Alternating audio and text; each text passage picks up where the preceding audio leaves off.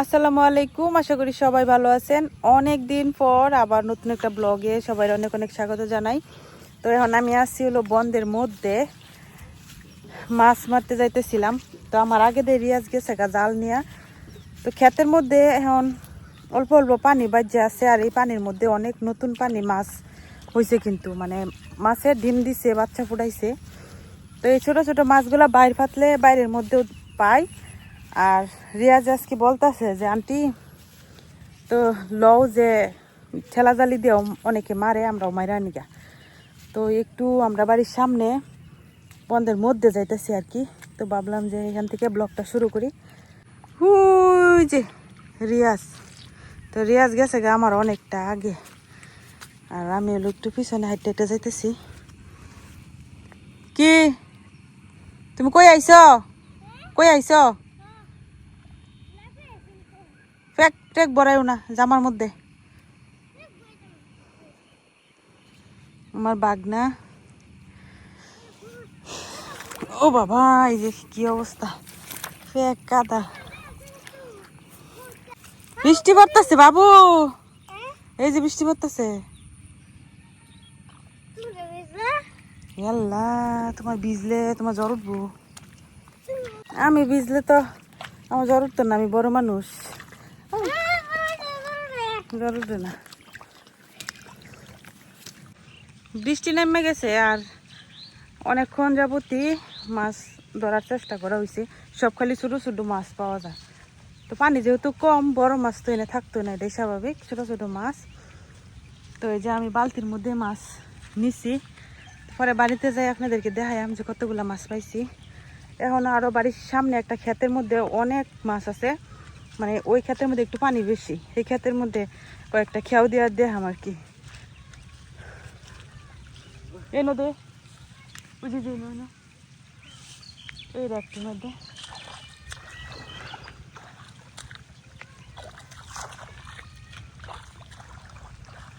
নাই। এদিকে তো বৃষ্টি শুরু হয়ে গেছে, আর এই দিক দিয়ে আমরা মাছও ধরা শেষ, দিন অন্ধকার হয়ে আইতেছে।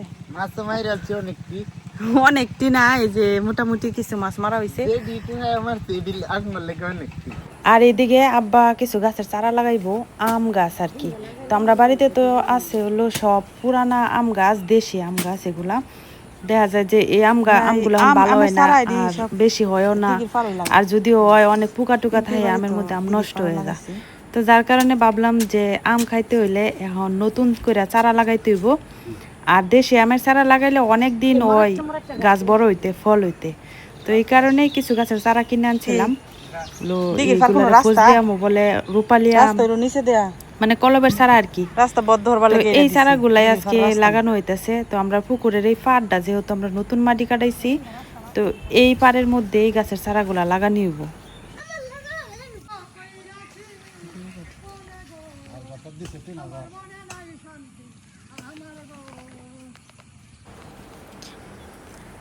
এদিকে যে লোকটা দেখতেছেন পুকুর পাড় দিয়া যাইতেছে, উনি হইতেছে আমার ফুফা, আপন ফুফাই। তো উনি অনেক রসিক মানুষ, বাজার থেকে আইতেছে আর কি। তো ফুফা অনেক সুন্দর করে গান গাই আইতেছিল, তা আমি ক্যামেরা ধরছি, দেখে হাইরা লজ্জায় আর গান টান গাইলো না। তো যাই হোক, আমরা এখন গাছের চারা লাগাইলাম। খাইতো না, টান মেরে যেতে বাঙ্গেলা করে।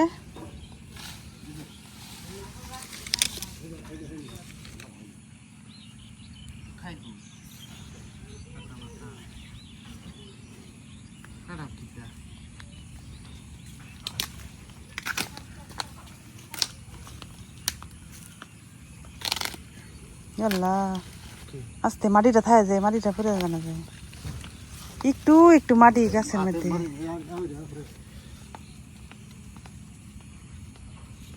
গোবরের উপরে দিলে খালি হয়ে যাব, মিশা নিয়েছে না তো।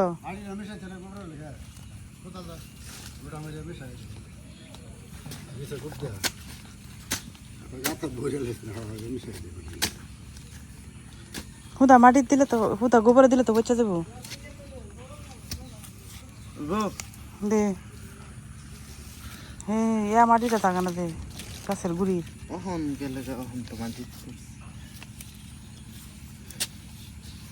তুই এই মিশাই দে আব্বা লাগা, তোর লাগানি হইতেছে না। হইতেছে না? তুই খালি মাটিটা মিশাই দে আব্বা লাগা, হইতেছে না। তা গাছ লাগানি বেশ করে অনেক সময় মরে যা। তুই খালি যে হেন গোবরটা খালি একটু মিশাই দিলা তেলি আব্বা লাগা।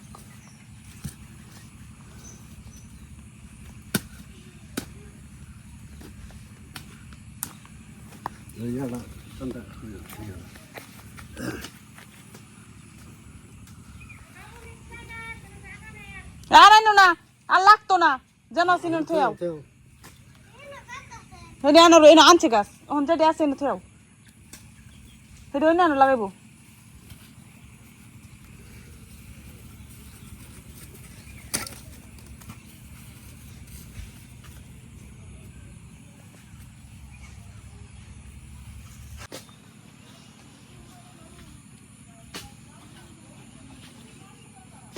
জুতা গেছে গা।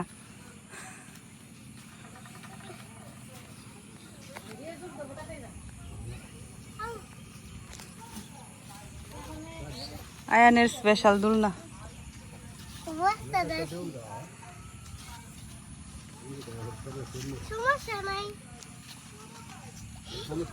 মজা লাগে,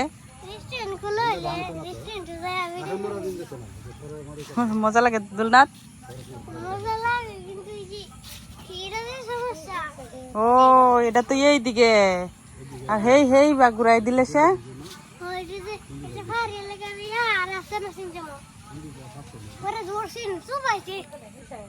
কেলা কেলা চুবাইছে।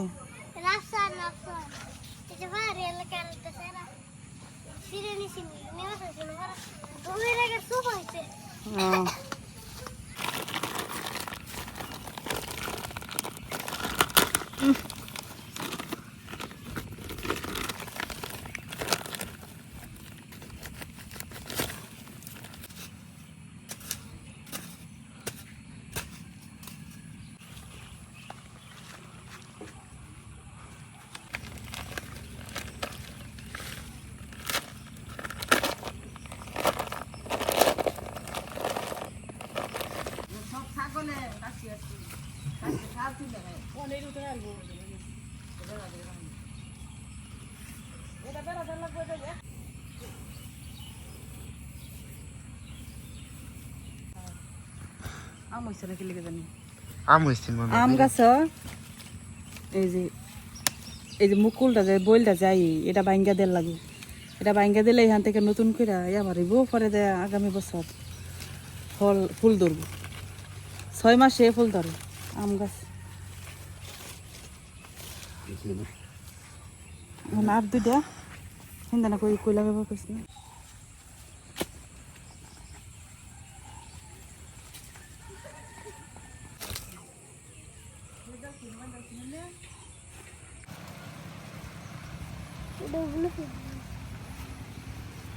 এই যে সাদা ফুল।